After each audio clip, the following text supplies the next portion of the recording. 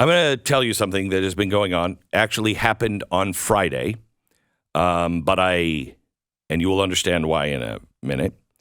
I wasn't comfortable telling you until I had things in hand.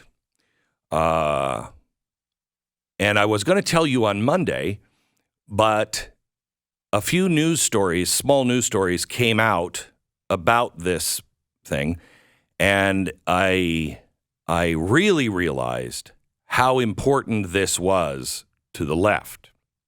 So I waited until now. This is an exclusive from Blaze, theblaze.com. Exclusive. Roe versus Wade archive auctioned off, now in the hands of pro-life conservative Glenn Beck. The archive of historic documents central to the Roe versus Wade case that temporarily guaranteed abortion rights across the United States, a ruling long extolled by eugenicists and other varieties of leftists, recently went up for auction. It did not, however, end up in the hands of Planned Parenthood or some blue state gallery. Coffee, and many of those upset about the overturning of Roe in June, were dealt a second blow this week in a move likely to enrage leftists, including those terrorists the Department of Justice has proven unable or unwilling to hold accountable. Nationally syndicated radio host and co-founder of the Blaze Media, Glenn Beck, acquired the collection, sealing the deal on March 6th. Roe versus Wade is history. And now that history is in the hands of a pro-life conservative. The Supreme Court's 1973 ruling in Roe versus Wade proved to be as decisive as it was deadly. That should be divisive, I think. For many Americans, it signaled the country's embrace of eugenics and federal excuse to slaughter at least 63 million babies. For others, the decision and the legal battle that preceded it were together regarded as a triumph for women's rights, warranting a quasi-religious reference that now is resulting in the erection of commemorative graven images in buildings in New York. Linda Coffey's archive of Roe versus Wade documents, which some proponents of abortion may regard as relics, recently went to auction.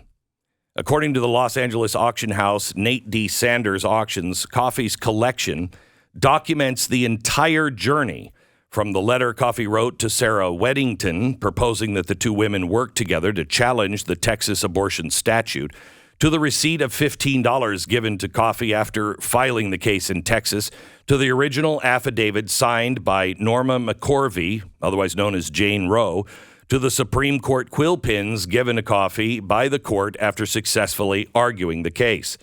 The auction house noted further that the archive contains nearly 150 pages of documents and letters related to the case. Linda Coffey and her lesbian partner, Rebecca Hart, told D Magazine recently that they had curated the collection after the West Nile virus nearly killed Coffey. The near-death experience, coupled with the overturning of Roe versus Wade, prompted Hart to tell Coffey, "You might live to be 88 like Judge Sarah Hughes, but you need to get this stuff to the next generation." Hart said, "We don't know who's going to end up acquiring it, but hopefully it will motivate some of the people to get into law or politics or whatever, because it needs to be challenged." Beck indicated that Coffey and Hart got their wish in getting the collection to the next generation. However, he suggested that, quote, "they have passed it on to a generation that perhaps is less focused on the so-called human right to kill and more on the human responsibility to care, love, and protect both the mother and the child." The collection goes to Glenn Beck, based in a state where the slaughter of the unborn has been banned except in special circumstances. Bidding opened at $50,000. The winning bid went to Beck, blah, blah, blah. Beck was surprised that he took home the collection, having previously figured he would lose to someone, quote, like Bill or Melinda Gates, who are very much interested in those things that Dickens' Scrooge would have described as policies that, quote, decrease the surplus population, end quote.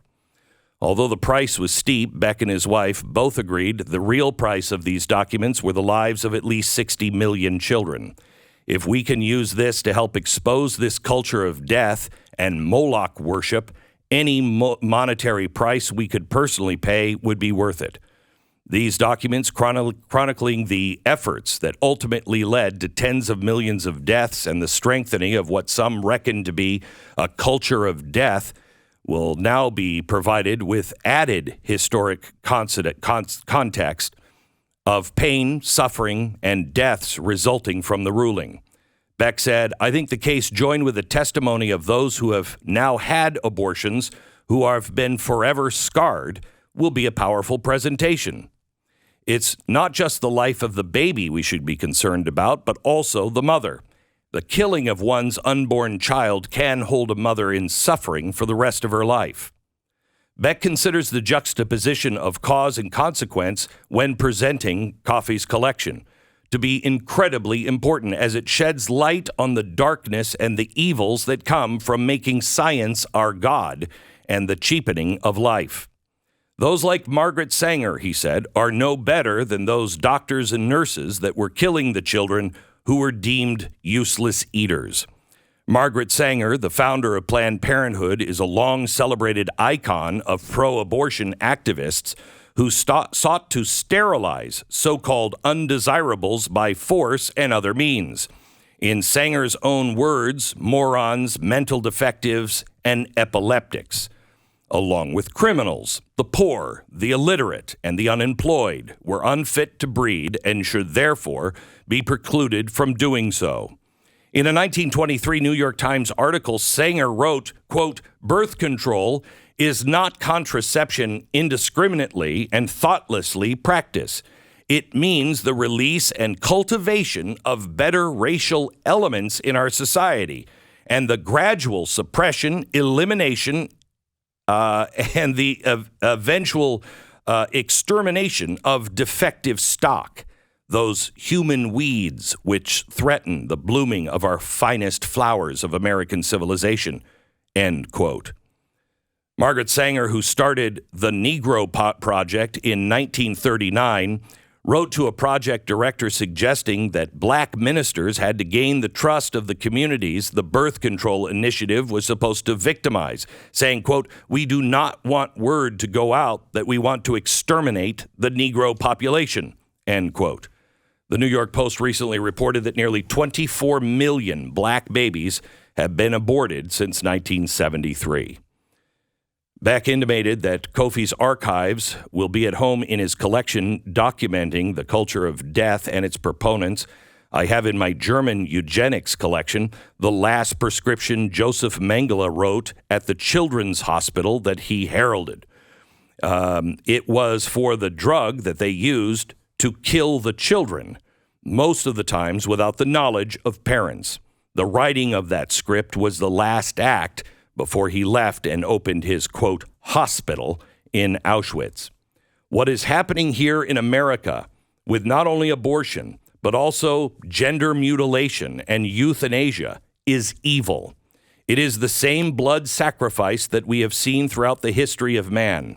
We all know how this ends. But for me and my family, we have made our choice years ago. We will not remain silent in the face of evil. Never again means now. We will not follow the science. Instead, we will follow and serve the Lord. When asked whether Kofi's archive would end up at the American Journey Experience, which has over 160,000 artifacts, Beck replied, we have not decided where its final home display will be, but it will debut this summer at the Blueprints of Freedom. It is it's a show that will show the American history, good and bad, including $75 million worth of documents and items from Christopher Columbus through today. Concerning the exhibit, Beck said, it's an honest look at the good, bad, and the ugly of our own history, the founders, inventors, mercies, and massacres. The Roe Archives inclusion in the exhibit will underscore Kofi's bloody legacy that has been undone in the service of life and the proper reading of the Constitution. I would like your help on something on this. I think it is appropriate to hear from the women who may have believed the lie and had an abortion. And I'm going to ask you to do something that I'm sorry that I'm asking you to do. But would you please write down your experience and how you felt afterwards? Because I don't believe a majority of people wanted to shout their abortion.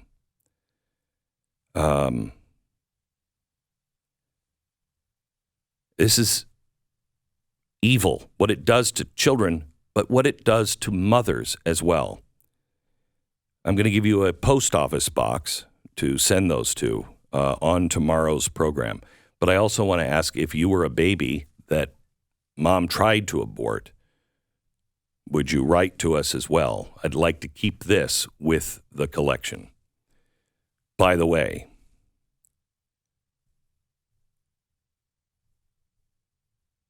these documents, I am storing all of these documents because I truly believe that if we lose this fight, we are fighting people that hate America so much they will destroy our history. They will burn it. They will destroy it any way they can. And there is a final resting place for a lot of these items. Some of them have already been retired and are in those vaults. This will be one of them. We will most likely never take the originals out of that mountain vault because we're aware of Jane's revenge. But we are not afraid of Jane's revenge. These documents that I have collected over the years will be preserved. No matter how much anybody wants to destroy our country and our history, these will someday, God forbid if things go horribly wrong, be found, along with our original instructions on how to rebuild a free society.